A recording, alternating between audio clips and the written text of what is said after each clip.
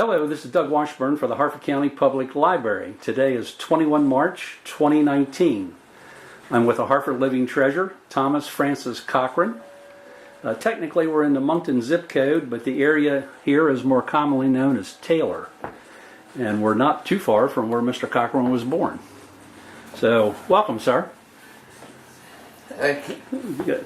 So let's start with what year you were born. 1926. 1926. And as I said, not too far from here. I was born in a farmhouse on Harford Farm. On Pocock Road? Harvey? On Pocock Road? On Pocock Road. Okay. And that was the farm of? John Lynch. Who was John Lynch? He was my grandfather. Okay, on your mother's side? On my mother's side. Okay. Okay. How many, are you the first child, the last child? I was the third child of the marriage, and I think I was the last one to be born in that farmhouse. They sold it in 1929.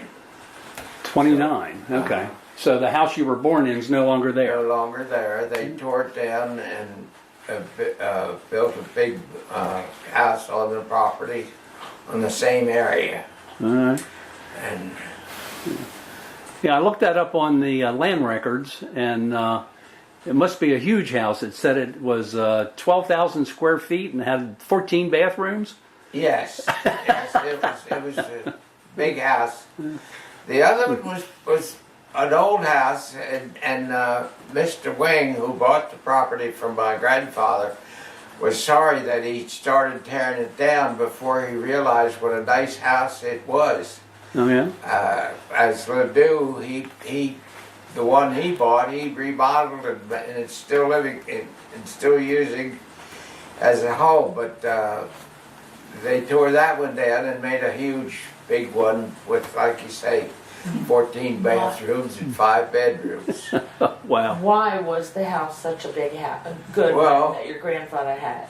It was big because he had, when he bought it, he had several children there, and it had gas lights when they didn't have anything around but candles and lamps, but it had a gas, and it had running water.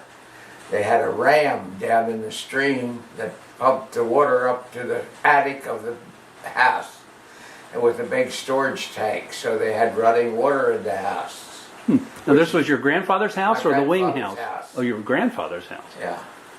And so they tore that down, and the house they built also had all those conveniences? Yeah. Oh, okay. Definitely. Okay.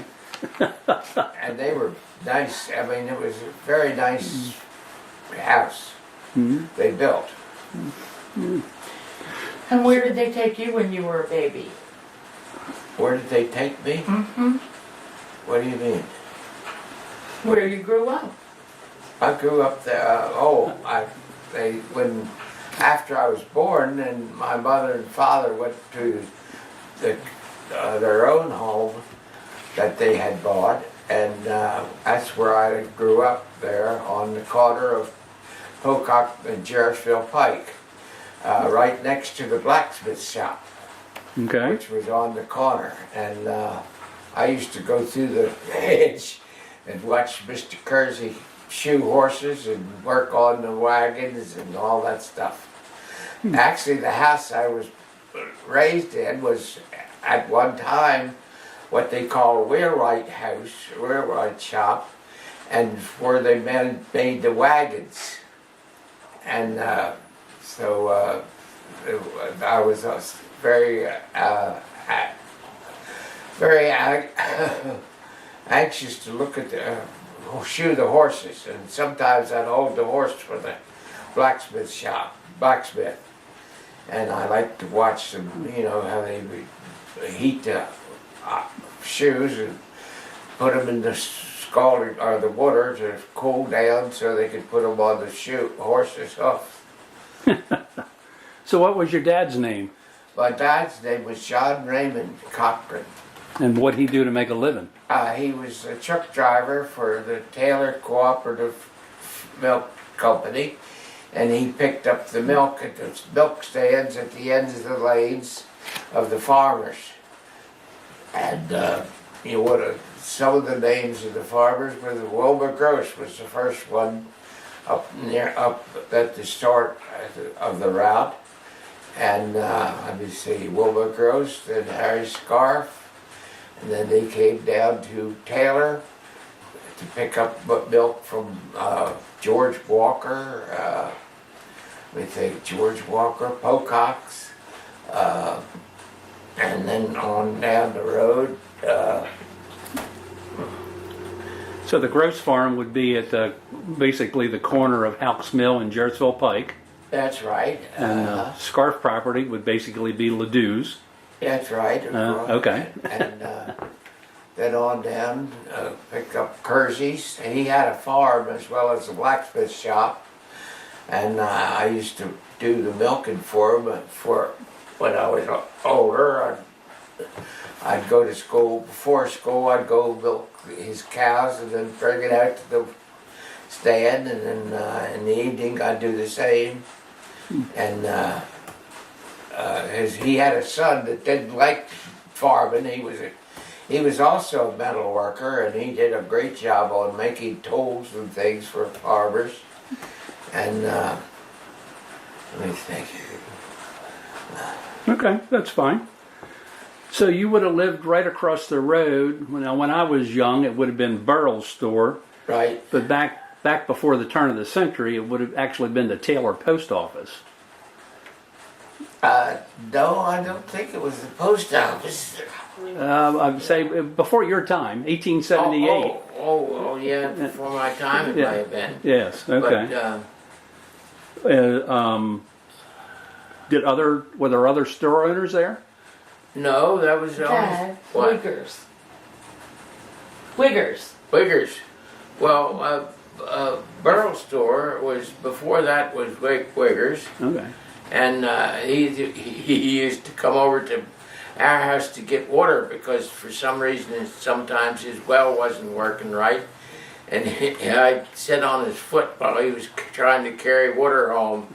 But Mr. Wiggers was a pretty good guy. He was always nice. What did the store carry? Oh, groceries, clothing. He had. He also had a gas pump out along the road that you used a handle to pull the gas up from the tank in the ground, and then he would, put the hose, the water, the gas they pumped up into the tank. They would put it into a hose, and then they would run into the car. I don't know. Oh, you're doing fine. You're doing fine. So who was your mom? My mother was Julia Agnes Lynch, and she was the, she had two sisters and two brothers, and she was she was married to my husband, John Draymond. Let me think. And they were neighbors. The Cochran farm was on Jarrettsville Pike, and the Pocock farm, where my mother grew up, but in the back they joined. So I kept telling that people that they jumped the fence in the backyard, at the back of the farms. But Did your mom work outside the house? my mother was a school teacher, and she rode the Mall and Paw to Towson to go to Towson Normal School. So sometimes she also rented a room across from the school from a Mrs. Dilworth, and she would stay there on weekends and come home. She'd stay there on weeks and come home on weekends. And then when she finished that, she became a teacher, and she taught at the Taylor School. She was taught some of her future in-laws. There was a big crowd of them, 12 of them actually. But let me think.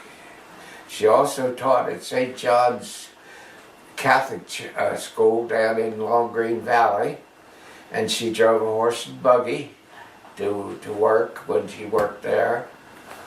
And let me think. Where did she catch the mom and pa?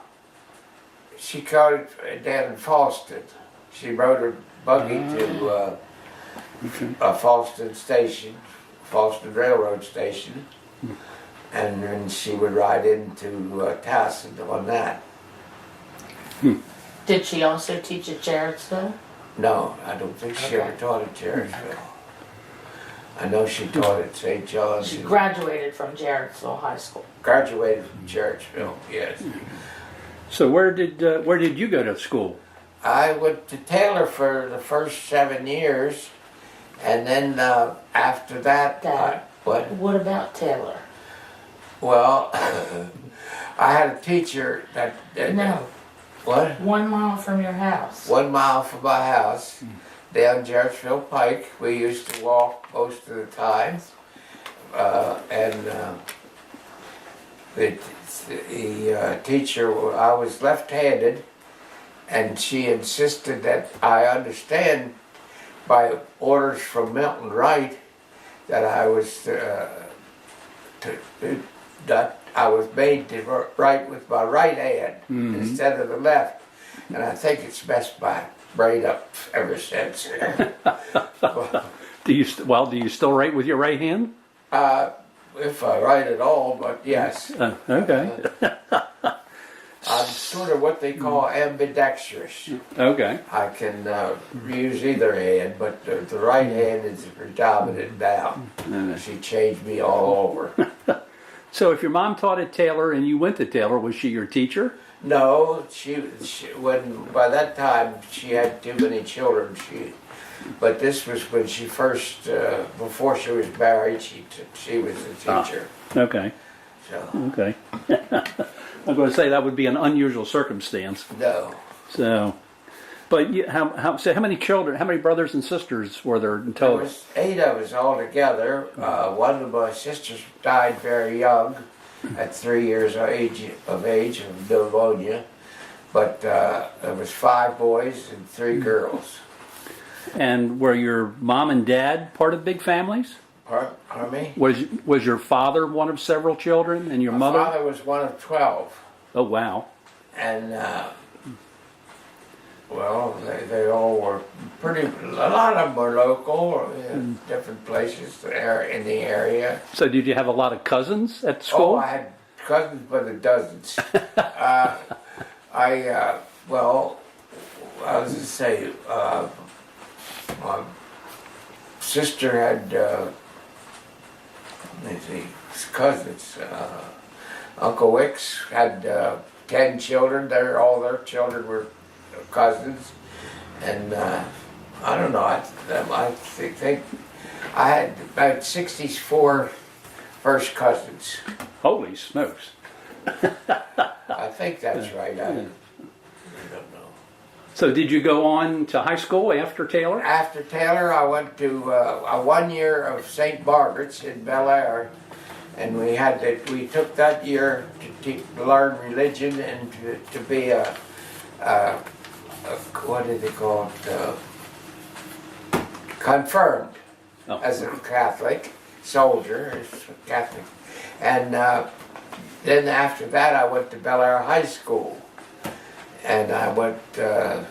Well, I made a mistake. I quit before I graduated because I thought I would get a head start because the war was going on then, and there was plenty of jobs, and I thought I'd get a good job, but that was a mistake. I should have stayed and continued to graduate, but I didn't. I finally graduated in 1959 with a GED, but that was. I went back after that to help my a daughter-in-law came over from Nepal, and she didn't know English, and she was taking courses in England, and I didn't want her to go by herself, so I took a course down there and got my GED. Oh, okay. So if your mom and dad didn't have a farm, did you have summer jobs? Oh yeah. Or what, after school jobs? After school, I sometimes stay at my grandmother's and help them do the farming, milking and things. And I also worked in the Dew Gardens in the summer as a mowing and helping with lawn work and all that. And let's see, I worked for Harry Patterson and Harry Scarf. I do some work. I worked various farms around anytime I could. So the Ledoux's Garden, I did a little research on the land up there, although it wasn't all of it, but the majority of that came from Harry and Marguerite Scarf. That's right. It was 110 of the 204 acres. And he bought that in 1929, so that would have been a little bit, you had only been 3 years old. Yes, when So, I bought it. But most of it, at least the main house, lies on a land patent called Widow's Care. Had you ever heard of that? No, I never heard of that. Okay, I was just curious whether that was ever a term that came up. Yeah, that was a 185 acre patent from 1805. So, well, the other thing on Pocock Road would have been the Harford Hunt. Yes, that was. I remember that as a kid. I used to go over there, and as I grew older and was able to, I'd go over to help with the horses and help exercise them. And I could always hear, every night I could hear the dogs barking, because they kept the dogs in the kennels right down the road from us. And let me think. Well, that was a Jarrett property in the old days. Garrett? Jarrett. Jarrett. Yes, as in Jarrettsville. Uh-huh. Okay. So I did a little research on that too. They started in 1912. Then they were incorporated in 1915. And then in 1934, they merged with Elkridge Hunt and became there was quite a talk about that, because they didn't know whether it be Elkridge Harford or for Harford Elkridge. And finally they settled on Elkridge Harford, which was the Elkridge Hunt Club, moved out from Baltimore because they were being crowded out. They didn't have the grounds to hunt on. So a bunch of rich peoples came down from New York and bought up a lot of the farms around. They bought up, the Harford Hill Farm was bought by Mr. Wing, and Ledoux, of course, bought the Scarf Farm, and what is it? Well, the original building that was there, that was the original Jarrett house, burned in 1938, and I remember that. Okay, you'd have been 12. 12 years. Yeah, you'd have been 12 years old. So you do remember that. Yes, I do. In fact, I have 2 of the doorknobs from the house when it burned. Oh yeah. Yeah. So did the original house looked very similar to the one they rebuilt? I think so. I don't really remember that much of the old original one, but I do remember when they rebuilt it. It was quite a job, and they made a big long-inch wag on it to make it longer for people to live in and workers to live in when the hunt season was on. And well, that original Hunt Club house would have been built by Abram Jarrett, and he had a son Jesse, and he had a son Luther. And then Luther married Julia Scarf, as in the scarf of Ledoux Gardens, and that's how Jarrettsville got started. Oh. So that was the power couple of the town. So now this would have been before your time, but in the 1895 Atlas, Taylor had the Taylor post office had a population of 300, Oh. where Jarrettsville had a population of 400. So Taylor was a thriving little town. Yes, I didn't know that. So was there any remnants of that, in the 1930s when you were? Well, the only thing I remember was the blacksmith shop, because the wheelwright shop was gone. In fact, my parents bought that and made it a house in which we lived. So we lived in the old wheelwright shop, which was, as I said, to build wagons and things, buggies. So where'd you go shopping besides Burrell's or Wiggers? Well, Wiggers had carried most anything we needed. We didn't.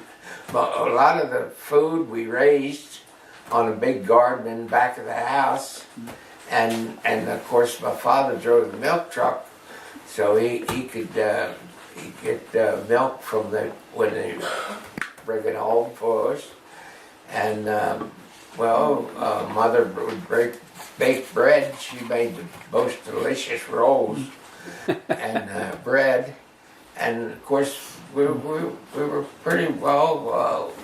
We had Montgomery Ward for. We would send away for stuff through Montgomery Ward and Sears Roebuck. They always had a big catalog, and you just write out your order, and it came by mail in a few days. So that was pretty handy. Mm-hmm. And you could buy almost anything, even a house, from Sears Roebuck. Yep. At that time. I think my in-laws' house is the Sears and Roebuck house. Is that right? Yeah, I think so. So you never had any occasion to go to Almany's at Madonna or down to Hess store or? Well, yeah, we would do that too. We would go to the Hess store, but not. Most of the stuff was. Well, let me think. Where did they go? Well, once in a while we'd go to Bel Air, but not often. Most of the groceries was bought from the Wigger store or over at Crossroads. There was 2 stores over there. And how was your family doctor? well, we had several. There was Dr. Sterling and Dr. Bradley up in Jarrettsville, and Dr. Sterling in Falston, and I think Dr. Bradley was the one who delivered me when my mother was giving birth. Once in a while, I don't know. Okay. Was Dr. Bradley right there at the square in Jarrettsville? I was just off the square. I was, I think, about the 3rd building from the corner. He had a building there. To the south? More to, yes, I guess, southeast, I guess it was. Southeast. Okay. I'll have to do some research on that. I was thinking he was on the northwest, but I honestly didn't know. But I did hear that the house that they just tore down next to where Harford Gas used to be, I heard there was a doctor in there. That wasn't where there was a doctor and a dentist in the old A.B. Henderson house. That wasn't Dr. Bradley there, was it? No, I don't think so. Okay. I thought they were on the corner in Jarrettsville. Dr. Bradley? No, Dr. Bradley wasn't. There was I think there was a doctor on the corner. I don't know. Dr. Bradley was about the 3rd house, next to going towards the church, the Methodist church. Oh. Okay, I know where you are. I think when I was later, I think what was the family that had all the children. Had the twin kids for Peter and Mary Costello. Costello. I think Costello lived in that house for a while. Okay. There was a TV repair place there in later years, is where I'm thinking Yeah, you I are. think so. Barwick, yes. Okay. Okay. Did your family have a car? Yes, my father had a car. The first one I remember was the 33 Chevrolet, I think it was.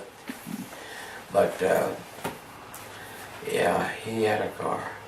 Could you get all eight? Well, it would have been 10 of you. 8 kids? No, very seldom did we take 10 of them. But Jarrettsville Pike, I remember, was a dirt road, or when I first was born. I think they paved it. I remember when they first paved it with cement. And I was about 3 or 4 years old when they first paved Jarrettsville Pike. Early 30s, yeah. Where'd your dad buy the car? He bought it from Motor Sales in Bel Air from actually my mother's brother. He was a salesman for Herbert Hatta in Bel Air. Yep. And he sold the cars for Herbert Hatta. He was a salesman. He was... They were still there in the into the 1960s. yeah. So how about you? When did you get your first car? I didn't get my first car till after I was married and came back to the country to live. And I guess it was 1939. 1937 car, Chevrolet. I bought it from my father-in-law. And it was pretty old when I got it. So you were talking about when you were close to graduating that the war was going on, and you decided to go get a job. Where'd you go work?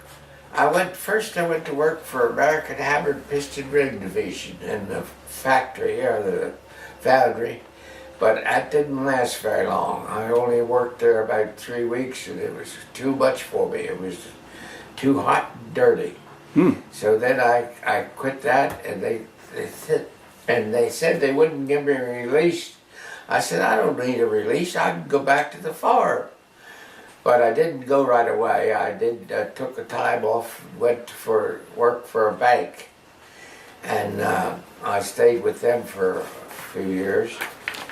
And then I met my future wife there at the bank because our brother worked there, and he invited me out to the house. And let me think. I saw this young lady, her sister, and well, I was very smitten with her. So after in fullness of time, we got to dating, and finally we got married, and we lived in town for a while. And I didn't want to raise my children in the city because I thought it was getting kind of wild around the city places. And I came back to the country to live. That was in July the 20th of 1978. 48. I think I was right. Is that right? 48. 48. 40, okay. Yeah. And I had one daughter by that time. I was married, and my first daughter was Jane Cochran, and we came back to the farm, and we lived on the farm from then on till, well, I don't know, retired. And when did I come back? How's good? Okay. You lived on Pocock Road because you worked at Harford Hill Farm. Yeah. When did you retire? And when did you retire? When did Mr. Maud die? I don't know. How about the farm you lived on the end of the stable? Can't help. Well, when I first came out to the country after we were married for a year. I came back to the country and we lived in the stable for 5 years. Then I moved down to another little house where it had another extra bedroom. And I lived there a few years, I can't remember. And then we went up to Schuster Road farm, what Mr. Maud bought after we lived there 10 years. 10 years. And then he built a house for me on He the... sold Harford Hill Farm. He was, Mr. Maud was, he bought the farm, he bought the farm from Mr. Wing 47. in 47. Yep, I looked that up. And Mr. Wing had it for 20 years. 67, I think he sold it to Jerry Stoutberg. No. General Maud. Mr. Wing sold it to General Maud. General Maud. Or That's the Brewster. Yeah, I looked that up in the land records. Wing sold it to Maud in 47, and Maud sold it in 73. So that's when you retired. okay, but he kept didn't he keep a small piece out of the big farm? He kept 40 acres next to the big farm, and that's where he built the house for himself and brought me down to. He built a house for me at the same time on part of that farm. Okay. And that was in 64. 68. 68. 68, yes. And so I lived there for 40 years. 40 years. Now, of course, when you lived on Schuster Road, I lived across the road from you. Yes. And I always called that the Slade Farm, and Well, I think because- most everybody did. It was bought from Mr. Slade, had sold it to a man named Hunter, and Mr. Hunter sold it to Mr. Watt. Yep, I was really surprised. Slade bought it in 1927, and he sold it to Hunter in 1941. So he was the farm manager for Hunter Yes, before you became the farm manager for Maud. right. So, I mean, we just always called it the Slade Farm. Yes. You know. Well, he was there for a good while. He lived there and sold milk. I don't know how they worked it, but he was a manager for the dairy farm, and they sold milk.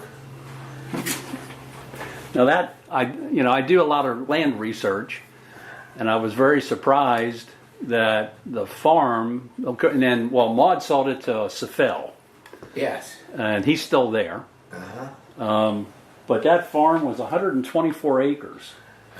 But if you work that back in the land records, it was an original land patent called Betsy's Delight Didn't know that. of 192 acres, and that 124 was the biggest piece of it. The other 60 some acres, whatever that is, 70 acres, was actually across the road down towards the pond on Schuster's farm. It was a very odd piece of land. Yeah. But the basic 124 acres is still intact today from the original Betsy's Delight. I didn't know that. Yeah. So the house that was there could have been very old. Do you know any history of that? No, I know it was very old, but I didn't know Slade had it. I mean, it's where he lived. But I didn't know anything about it. So let's go back to Kersey's Blacksmith Shop. That's actually on the Maryland Historical Trust inventory. Is it? Well, it's gone now. Oh, it is? Yes. Okay. Well, that was going to be the first question.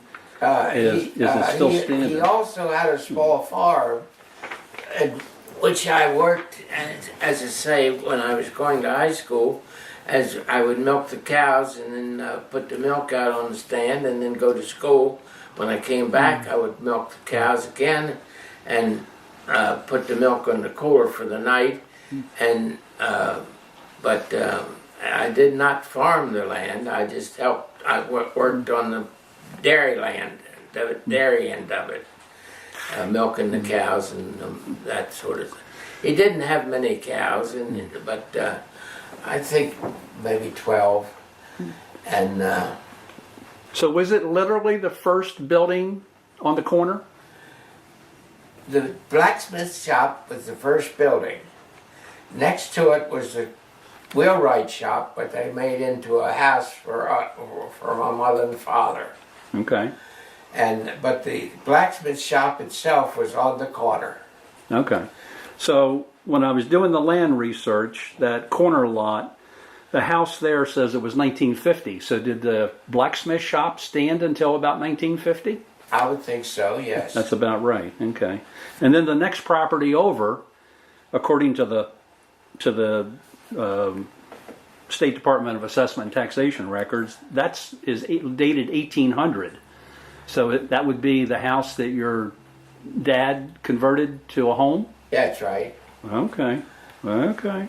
It was on Pocock. Our address was Pocock Road. The blacksmith shop was probably Jarrettsville. Well, that's certainly the way it is today. Let me see, it's 3504 Jarrettsville Pike on the corner and 2802 Pocock Road, where you're talking about. Yeah. Okay. So the write-up on Mr. Kersey actually mentions the wheelwright shop. Oh, does it? Yes, the write-up on that says, of undetermined age, Kersey's blacksmith shop was a busy place until the 1940s, when Earl Kersey took a war job at Black & Decker in Towson and remained there. Older residents remember the wheelwright shop that once stood next door and the paint shop that has since been made into the Kersey home. He left the Ford standing but uses the building to shelter his cars. So Wait a minute, what does it say? it said older residents remember the wheelwright shop, that would be where you lived, that once stood next door, and the paint shop that has since been made into the Kersey's home. Paint shop? That's what it said. I don't know anything about a paint shop. You weren't here. Well, I remember the garage that was the blacksmith shop that sat on the curb, on the corner. And then behind it where Mr. and Mrs. Kersey lived with... No, Mr. and Mrs. Kersey never lived there. I mean... Ann Kersey, Earl Kersey, and their daughter Shirley. Yeah. They lived in the house behind the blacksmith shop. Behind the blacksmith shop. yes, okay. Which would apparently had been a paint shop in earlier years. I don't remember Okay. that. I don't know why they would have had a paint shop before the turn of the century, but that's what the write-up said. I mean, all I remember is when Earl Kersey and his wife lived in that house behind the blacksmith shop. Shirley was their daughter, and she married Hank Cochran. So, when you were a child in the 30s, was there any impact that your family had from the Depression? No, they got along pretty well. We always had shoes and always had food. And say my father drove the milk truck back and forth to Baltimore with the milk from the farmers. What kind of meat did you eat? What? What kind of meat did you eat? Well, my father would go hunting when he came home from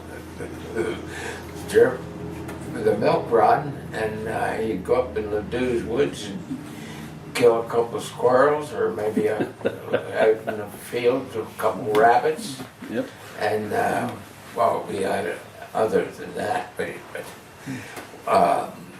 they would buy half a steer or something, in the winter time when the meat would stay. We also had a butcher shop come around to sell meat. What was the name of the I can't think of the name, but he sold meat off the back of a wagon or a car, automobile, a truck, a sedan. And he'd pull up in the driveway, and mother'd come out, and she'd look at the meat over and buy some meat. And that's where we got the meat most of the time, when it wasn't too hot in the summertime. But it wasn't a refrigerated truck. It was just a big truck that he hauled the meat in. And I do remember that. Ice blocks? Oh yeah, ice blocks. He had ice blocks too. Yeah. And my father also had to have big ice blocks from the ice house in Baltimore to put it to keep the milk cold while it was being transported. So that was. So was there an official truck for this trucking company? Yes, they had one truck. It was just one truck, just to haul the milk. And did it have a garage associated with the company? The garage was up in the corner of Fallston Road and Jarrettsville Pike. Okay, I remember the building. It's still there. Okay, yeah. When they redid the road, didn't they take it down? No, is it still there? No, it's still there. Okay, yeah.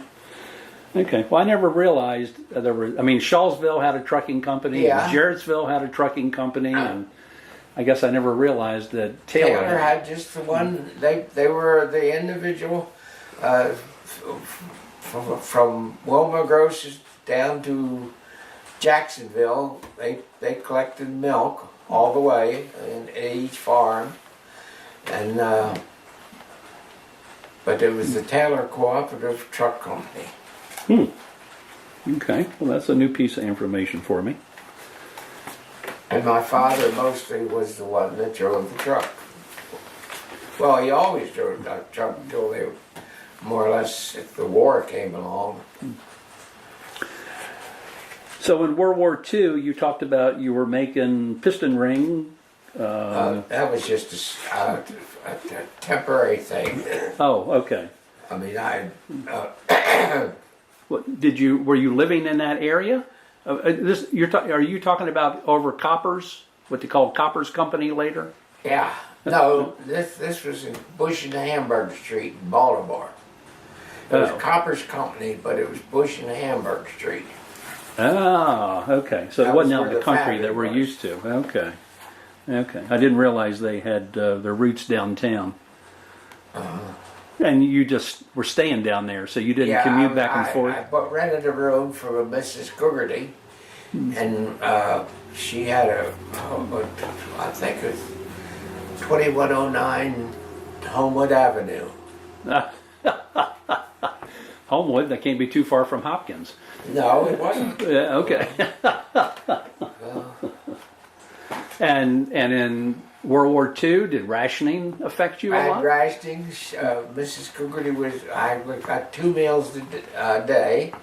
I got my breakfast and dinner at her house, and let me think. She was able to do a great job with the food because the sugar was rationed, meat was rationed, and you could. Well, of course, I didn't have a car, but gasoline was rationed and everything was rationed. Mm-hmm. What was your rent?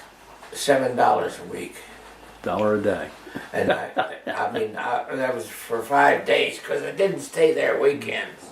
I came home to Harford County on weekends. How'd you get back and forth? Hitchhike, mostly.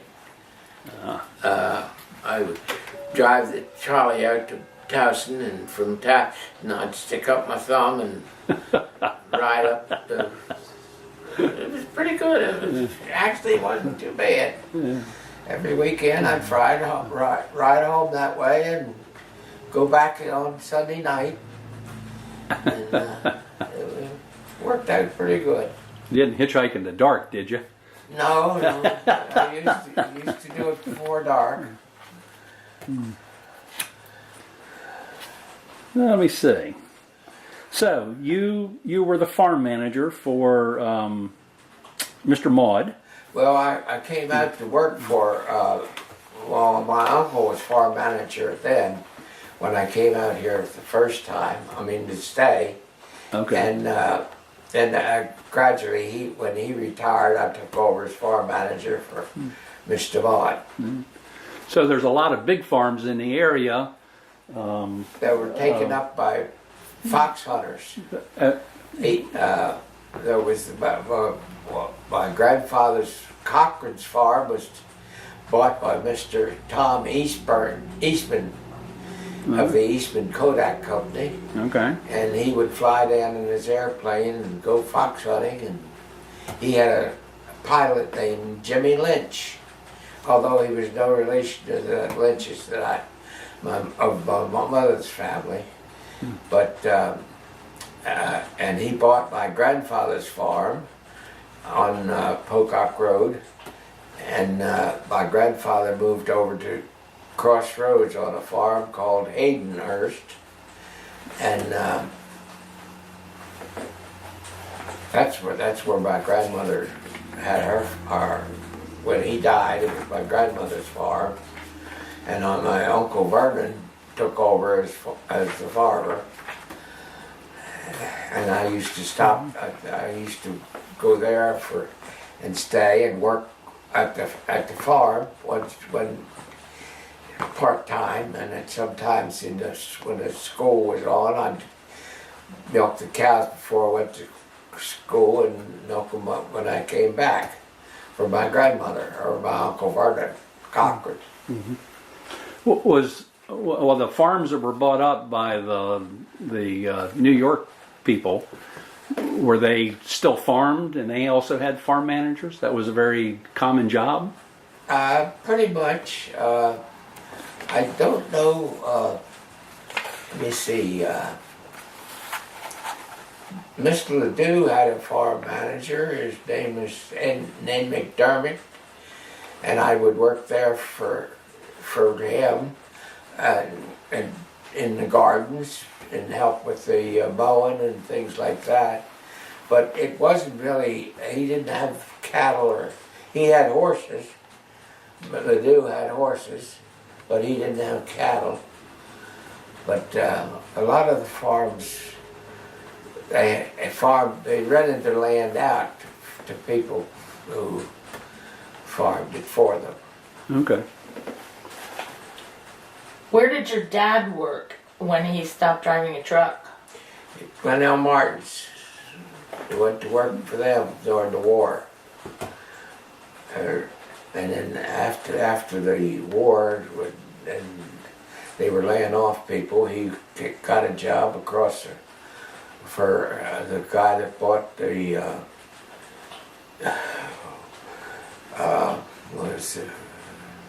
it was Winance place.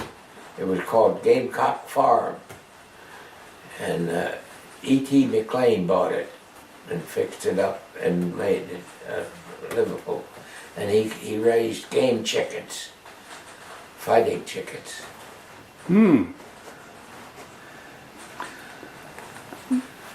Just as a side story for fighting chickens, I heard that Howard Wooders was into that. Who? Howard Wooders.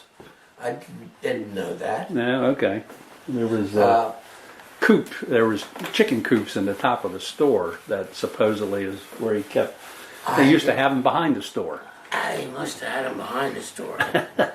I don't know, but I know that when Mr. McLean bought it from, as far as I know, from Winance, a lady named Mrs. Winance is all I knew.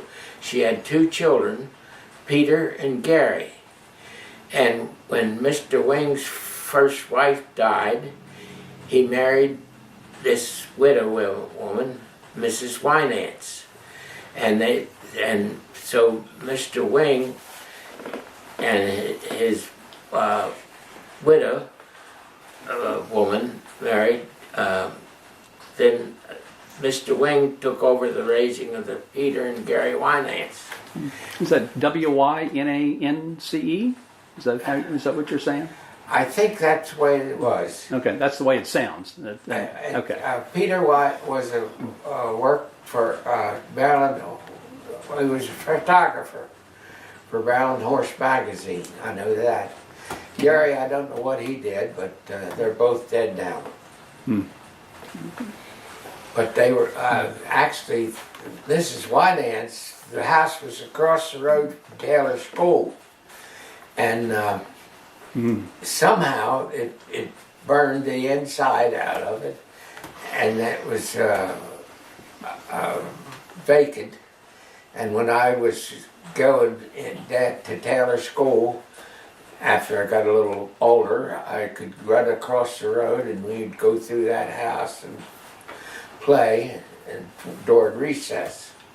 Because we were pretty well liberated at that time. We could do pretty much during recess whatever you wanted to do. And we'd go across there and play in that old vacant house. But when Mr. McLean bought it, of course, he fixed it all up into a beautiful home. What'd you do? Family do for entertainment when you were young? Well, we went swimming in the summer, then down in the Sprouts, as it's called, which was a stream that ran across the road from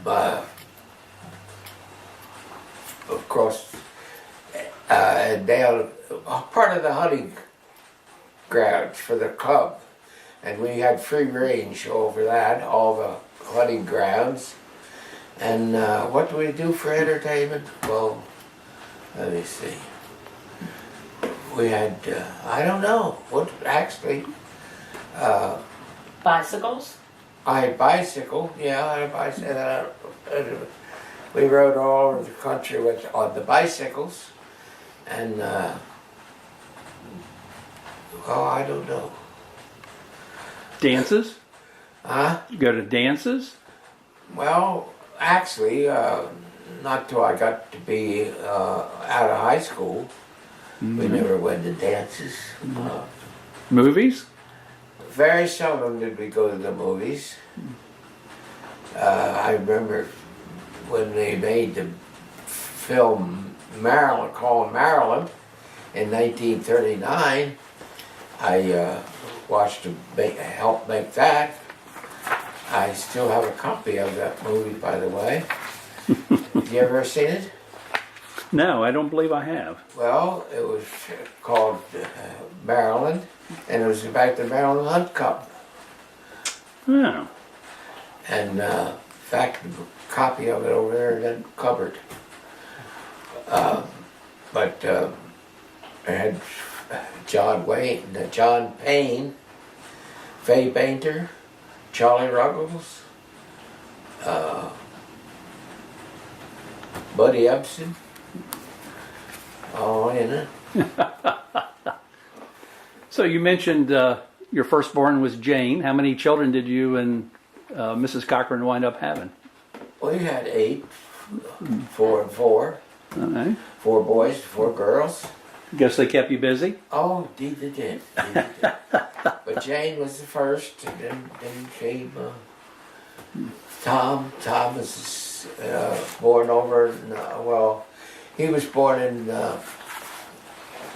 Baltimore and brought out to the Harford Hill farm. And Libby was also born there, and Margaret. You moved from the end of the stable to? There's a little house down on the corner, down in the valley. Which was called? Frog Hollow, we called it. And then we went up to Schuster Road, and then Margaret and David and Jeff were born up there. Let me see, Jenny, Tommy, Becky, Libby, yeah. So I mentioned Howard Wooders a little bit earlier. Of course, that was Wooders Brothers Hardware. They had taken over from their father, A.Y. He was a blacksmith, wasn't he? Yes. So you would have known him. Yes. Okay, I don't think he died until 1958. So was the That was Howard and Wilbur yes, Waters. and their father was Alexander Young, and he would have still been in business when you were younger, Yes, I remember Alex Wilbur. but not as a blacksmith so much anymore. He Okay. was a storekeeper. So- I mean, hardware store. Okay. So the blacksmith. Now, was the building where Nelson Amos and later Bill Dorn worked on the tractors? Was that the original blacksmith shop? Yes, I think so. Okay. Now I heard that the buildings that were behind the hardware store were probably surplus barracks that came off of the proving grounds. Was there any talk, big story or anything when you ever heard about that back in the days? Don't remember. Don't remember. Okay. And Bircham's store, the first Bircham store, not the second, that would have been Mr. Doughton's before him. Was that? Do you remember when Doughton was a storekeeper? Yeah, I remember that. I remember when Bertram built his store. He worked for Doughton, didn't he? Well, Howard Bircham actually bought the older store that got torn down there in front of the Doughton house. Got torn down for the bank. So, okay. Well, I'm about to the end of my questions. Anything else you'd like to talk about? How about your hobbies? Well, I didn't have too many, but later I did. I had, woodworking. I made a lot of things. As my mother used to say, necessity is the mother of invention. And if I needed something, I'd try to make it. Mm-hmm. And my son was the same, took after me. If he needed something, he'd make it. Whether it was metal or wood or whatever. Anyway, let me think. Doug mentioned Nelson Amos. What did he teach you how to do? Nelson, not Amos. Oh. And he mentioned Nelson, what's his name, Smith. He took over Waters Hardware. Nelson Amos was an employee of Waters, and he was the same thing. He made all those little forms that they use for topiary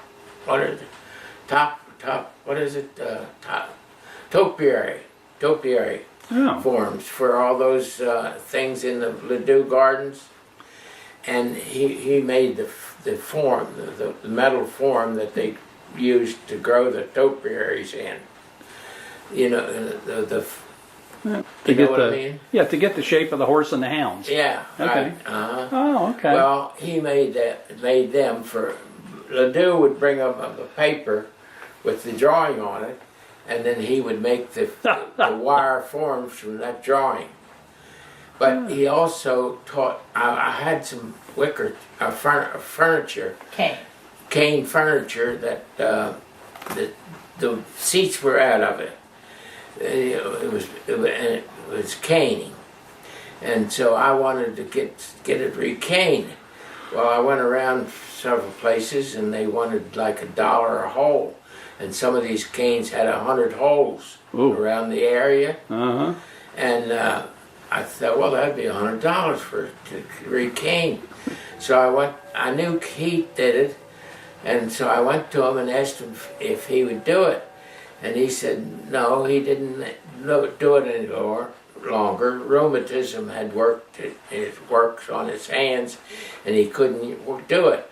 He says, but I'll teach you how. So I went up to his house and one night, and he showed me how to do it. And so I came back home, and he did the first stage of the caning, and took it back to him, and he showed me the second stage. And he was surprised that I had already finished the first stage. But anyway, so he taught me how to cane. So I caned the 3 chairs that I had and saved $300 in that. And then I did several other pieces. Piano bench I did. And well, I don't know, but hobbies, I made this table here, checkerboard, out of different pieces, blocks of wood. And then I started on a clock, and I made 3 grandfather clocks, and all kinds of other things, napkin holders, and paper towel holders, and what? Lazy Susans, Michigan rummy boards. The Michigan rummy boards, I made 8 of them. Everything I made, I had to make 8. Because every time I make something, I'd show it, and my kids all wanted one. So I made eight Lazy Susans and 8 the Michigan rummy boards, and they were pretty handy. Well, I have one more history question that I'm hoping you might be able to help me with, and then we'll wrap this up. You remember Mr. Gailey, Windsor Gailey? I remember that, yes. Okay, lived down on North Furnace Road. Yes. Supposedly, they had a tomato canning business. Do you remember? Yes, I don't remember the canning business, but I think, wasn't it on the Slade property? Well, it would have backed right up to it. It would have been. They would have just been on the other side of. They used the stream that came out from the oak tree on the Slade property to run the canning house. Isn't that right? I don't know. I'm trying to find somebody that remembers it. I don't remember the canning house, but I do remember that the story that they got the water for the canning house from that oak tree on the Slade property. Okay. So that would have been the stream that they later dammed up to make the pond. Yes. Okay. Because the pond wasn't there until like 1958 or something, I think. Yeah, that was much later. I think, well, I don't know, don't like to pick out one child, but I want to Becky, my daughter Becky. When she graduated from high school, Mr. Wing, Mr. Maud, who I was working for, had a son that was married over in England, and he wanted a nanny for his children, and so Becky agreed to go to England for a year and help the mother with her children, and she did. So after the year was up, she came back home, and then she stayed home for a year, I guess, and went back again. And when she went back, she met an Englishman, soldier, and they started dating and writing back and forth and all that stuff. So she eventually brought the Englishman home to America, and they got married, and she went back to Ireland after the marriage, because he was stationed in Ireland.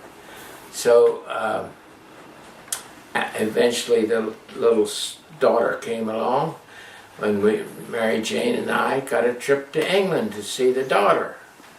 Well, in the course of time, we got to England, so she had a second daughter, and we went back to see it.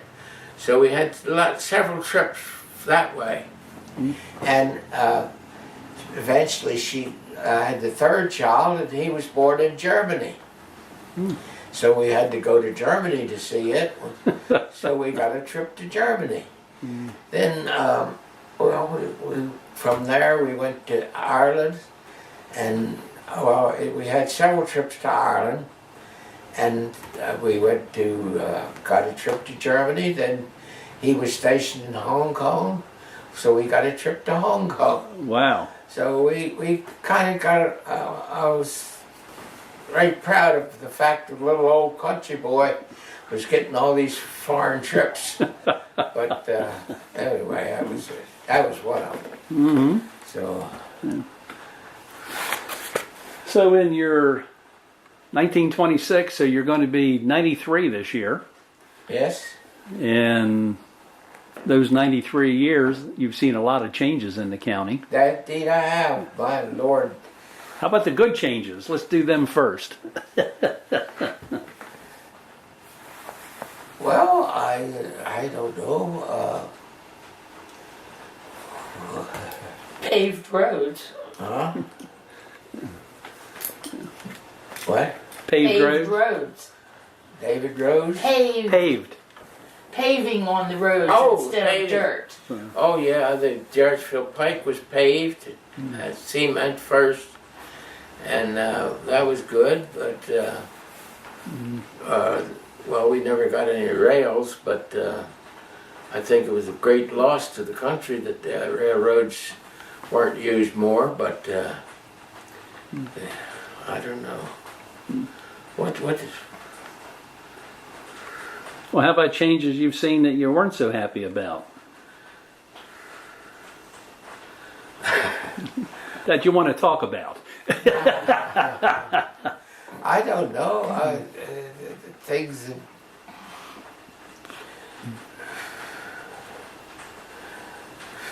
What do I want to talk about? That's fine.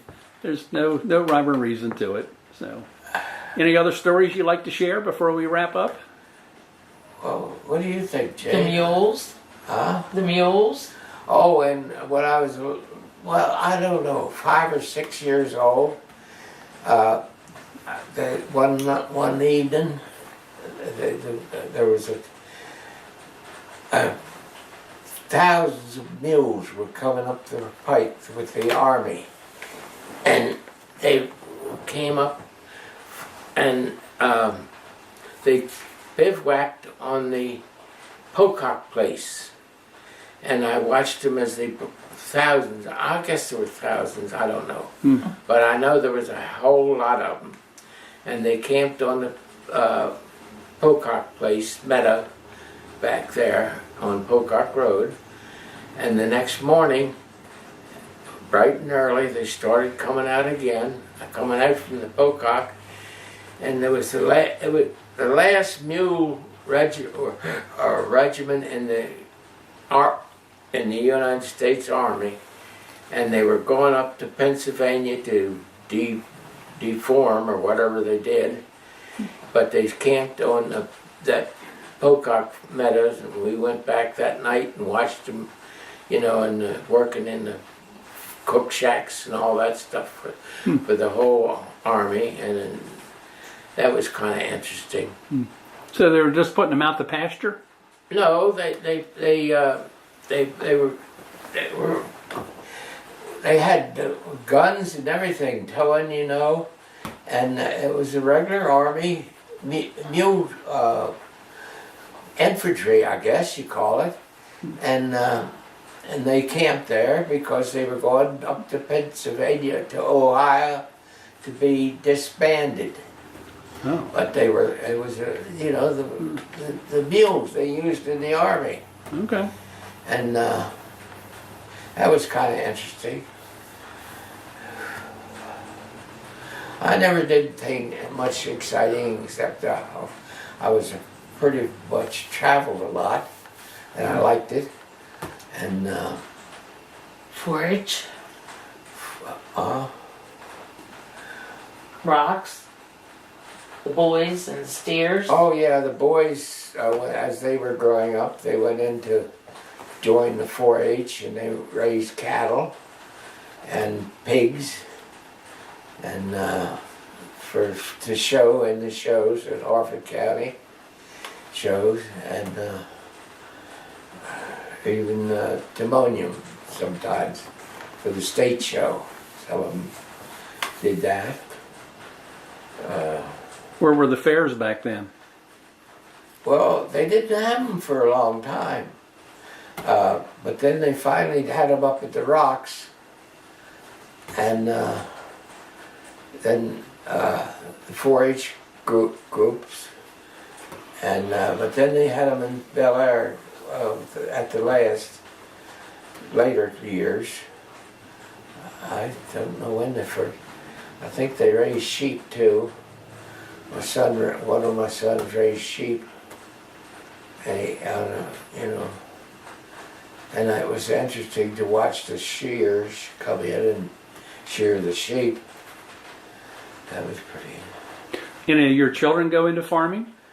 Not actually farming. My one son did buy a farm up in Rocks. He had a Rocks Run farm, and he raised sheep up there. But that wasn't his job. His job was selling drugs. He was a drug salesman. Legal drugs now. Pharmaceuticals. Not Veterinary medicine. veterinary medicine. In fact, he's still doing that over in Dubai right now. Oh. He's in Dubai selling veterinary drugs. So, Okay. You got anything else to tickle his memory with, Jane? I'm trying to think. I know it took Ice skating on the pond. Oh yeah, we used to go Garrison, Mr. Garrison, one of the farmers, neighboring farm, across the road from where we grew up. He had an ice pond where he kept to freeze ice in the winter time, so he could keep he'd fill his ice house in the winter, and then he'd pack it in an ice house, and they cover it with straw and bags to keep it in the sun from. It had an ice house. It had a roof, and they kept it all. And then in the summertime, he would use it to keep his milk cold.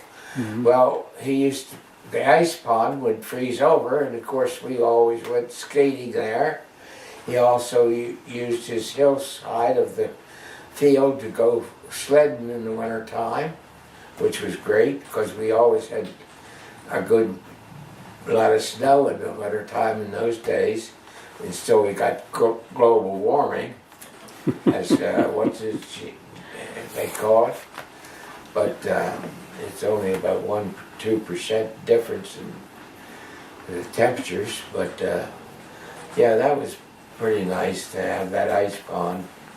And it wasn't deep enough to swim in, and it wasn't deep enough to drown in either, but it was deep enough to make 8 inches of ice. Mm-hmm. And then they would cut it in the wintertime and haul it up to the ice house. And there was several of them around. My grandmother had one, and there was one over on the Harford Hill farm. And they all would get the ice in the wintertime and cut it and keep it for summer because they didn't have a refrigeration. Mm. That was one of the good things that we got from the How did they cut the ice? With a saw. They had a 2-man saw and take one handle off and just saw down through the ice with the saw. And then float it over to a pier they had built and put it on the wagons and take it up to the ice house, slide it off the wagon into the ice house. And it was, they were about 8-10 feet deep. They and it was usually sided with something, brick or oak panels. And they would cover the ice with straw after they had filled it, and it would keep pretty much all summer. Had to put straw between the layers, didn't they? No. No? They just used the straw to cover it up from the top. And if they wanted ice, they'd go down and scrape the straw back and get a chunk of ice out of it. So the pieces that they cut, did they stick together? did they stay separate? Yeah, but pretty much stay separate. Oh. I mean, you might have to chop it up a bit to get it off, but mostly they stayed together. Now I don't really remember whether I don't think they put straw between the layers. I know they covered it with straw, and old bags and things like that. Well, the story was after I got out of high school and went to work for a year or so, I knew I was going to be 18, and I didn't want to go in the Army. They were drafting people for the services, and I didn't want to go in the Army, so I wanted to join the Navy. So I went down to the 5th Regiment Armory in Baltimore and took the physical, and I passed the physical, and then they told me to go home and come back in 10 days to be sworn in. Well, I had a couple buddies that were going to join with me, and we had the choice of the Navy instead of being drafted into the infantry. So my neighbors were going to go with me, three of us, and they were going to have a little going away party, and they were going to have it up in Falston at the Falston Latham Farm, Pharm, because he was a druggist down in Baltimore, and his son was going to go with us, and so they were having a party for the three of us. And so the first thing I did as soon as I got there was we went down to Laurelbrook to go swimming before we had the party. And I dove in the shallow water and broke my neck. Ooh. So I didn't get to go to the Navy. But I was laid in the hospital for 72 days with a 7-pound weight hanging on my head, and a sandbag on both sides of my head to keep my head straight. But so that was kind of an exciting thing, and I had to wear a brace for a little while after I got out of the hospital, and but they never did get me in the Navy. Wow. And so I didn't do that. Anyway, I just thought that was kind of interesting. Not many people do that. They break the neck and live, but I did. Yeah. So I thought that was pretty important. Yep. I forgot about it. We are an hour and 40 minutes into it, so maybe you're getting a little tired. So I think I'll say thanks, and well, do you? I think we're good, sir. Okay. Okay. All right.